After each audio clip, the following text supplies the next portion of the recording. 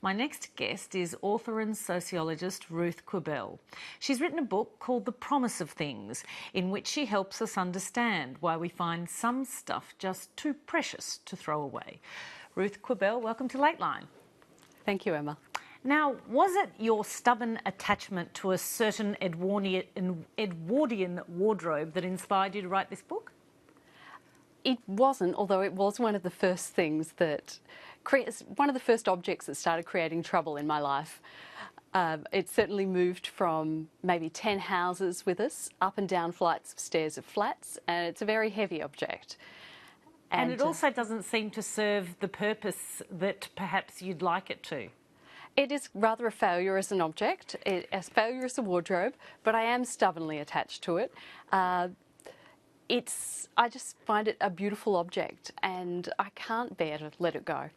Now, William Morris, the textile designer and poet, had a golden rule that nothing in our houses which you don't know to be useful or believe, you shouldn't have anything in your house that you don't know to be useful or beautiful. Now, your wardrobe doesn't seem to fit either of those criteria. No, and I certainly appealed to William Morris's ideas, but I wanted to know, what was he leaving out? What wasn't he quite getting right?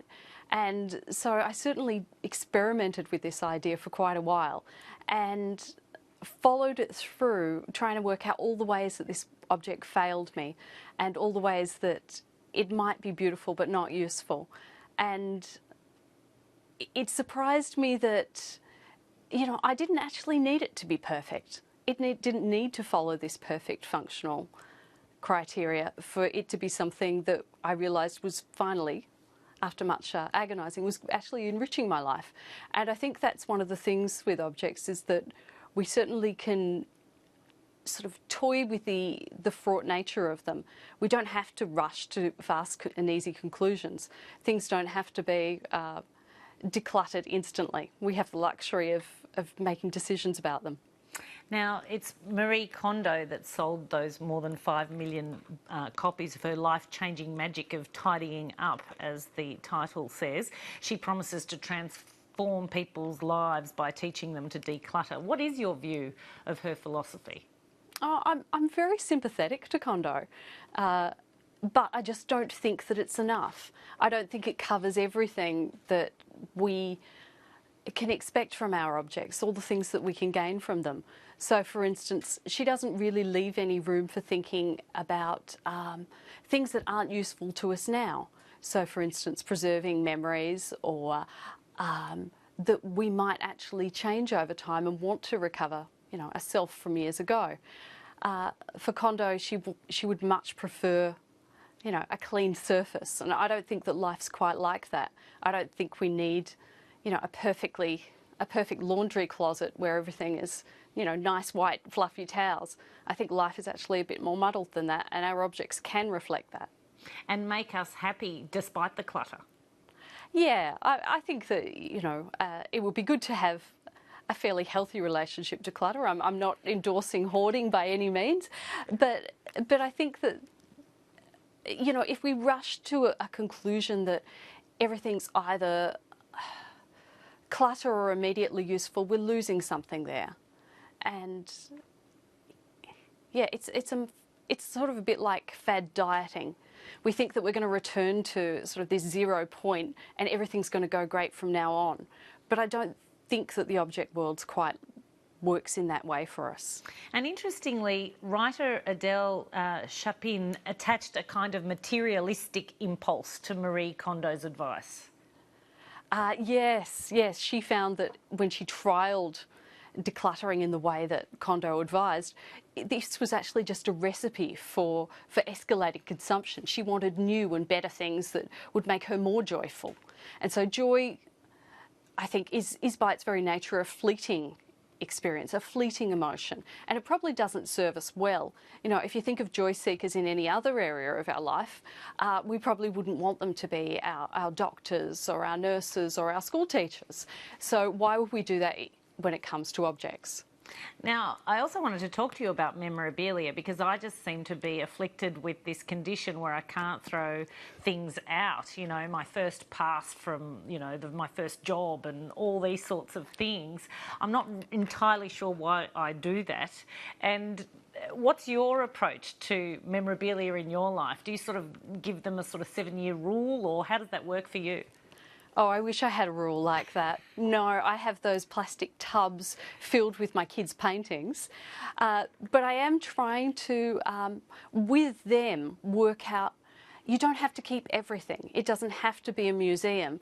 And, you can edit what you keep. There are memories attached to certain things that you want to hold on to. You don't want to remember a slapdash painting that your daughter did at 3-year-old kinder that she didn't really care about. You want to help guide them and help them make those choices. And I'm curious that you do quote quite a lot of philosophers and authors in your book, and I wanted to ask you when you think it's okay to be materialistic, if we can call it that, which is a word that does tend to attach very sort of negative connotations.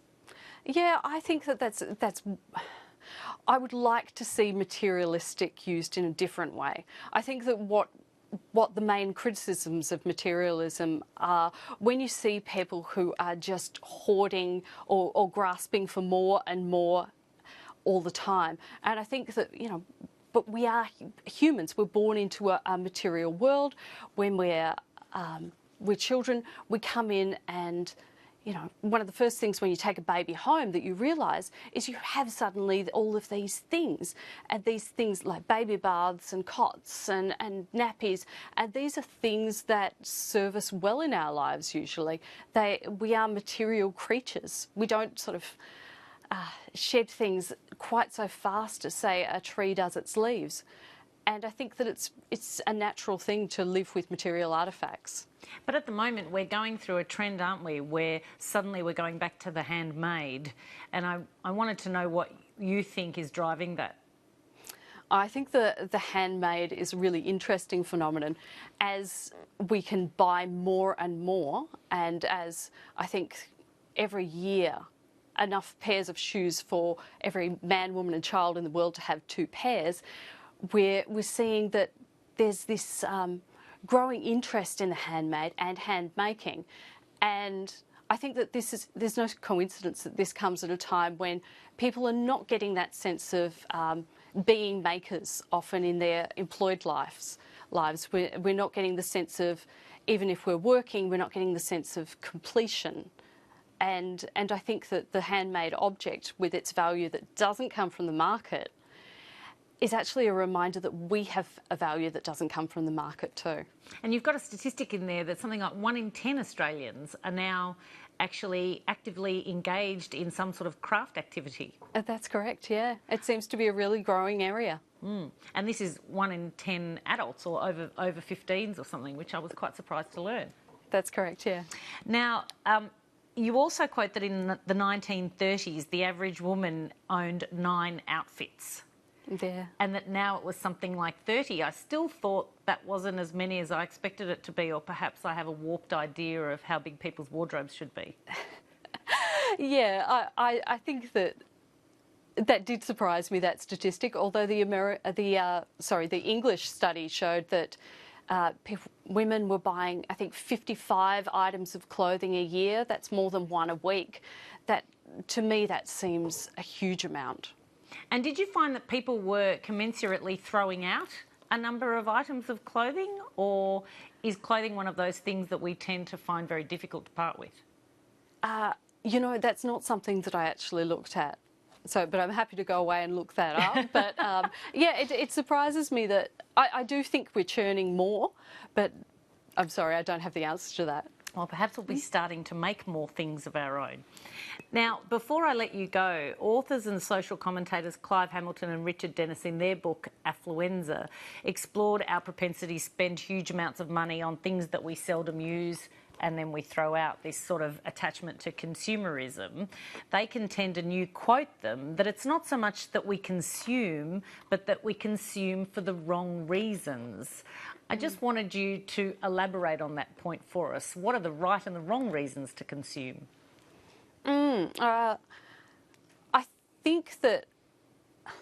I think that Hamilton and Dennis were getting at this idea that maybe the consumption there is a substitute for something else in our lives that are lacking. And I think that with the handmade, for instance, that's another path to consumption, but it's maybe giving us something to enrich our lives. Unfortunately, we have to leave it there. We're out of time, but there's so much more in your book that we could have explored, especially the part about the things that we hold dear for no reason whatsoever, like the rock in your life that gives you a lot of comfort. But unfortunately, Ruth Quibell, we'll leave it there. Thank you so much. Thank you, Emma.